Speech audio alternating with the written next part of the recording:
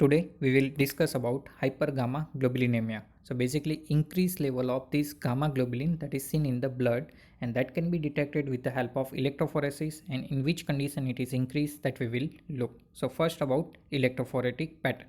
So when serum sample is run over the electrophoresis, there is a particular albumin and globulin bands are seen. Now globulin band that is also divided in a alpha 1, alpha 2, beta and gamma globulin. So this one is showing a normal pattern of the electrophoresis.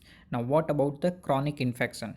So there is some difference is seen in a patient with a chronic infection. So when serum sample of chronic infected patient is run, then this type of pattern is seen. So there is some difference between normal and chronic infection sample. So what the first difference, that is gamma globulin region, that is prominent gamma globulin region is seen, and that is showing difference between these two electrophoretic pattern.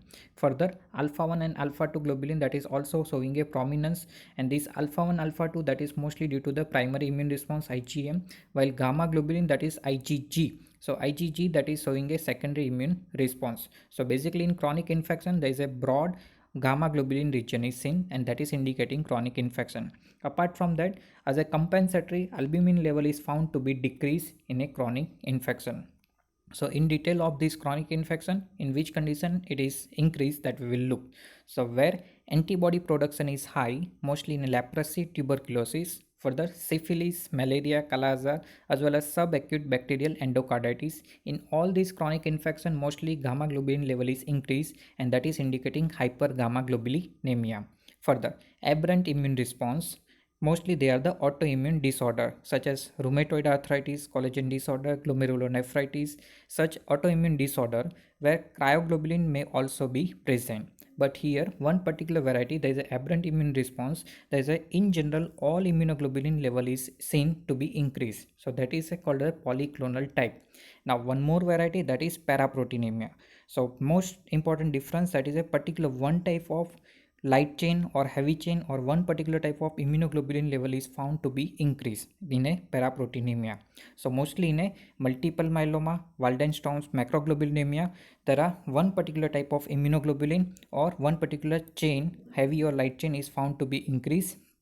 So it is called a monoclonal type of a increased level of globulin. So that are the main reason for the hypergammaglobulinemia in the electrophoresis. Now again in detail of this electrophoretic pattern that we will look. Here two particular normal pattern is seen, and these two different electrophoretic pattern is seen. Now we can identify from this electrophoretic pattern whether it is acute or chronic infection. So when serum sample is applied, there is a two main differentiation, albumin and globulin. Globulin that is in alpha 1, alpha 2, beta and gamma globulin.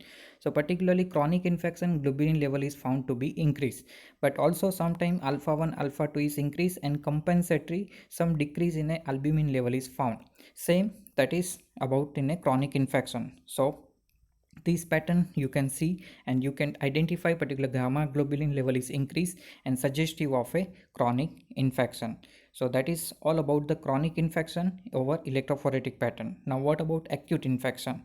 So acute inflammation, what happened? Basically this pattern will be seen. There is a compensatory some loss in the albumin, but here that gamma region, but particularly alpha 2 region, that is showing a prominency, and that may be due to the particular IgM immunoglobulin. So reduce albumin and increase alpha 2 region, that is indicating acute inflammation.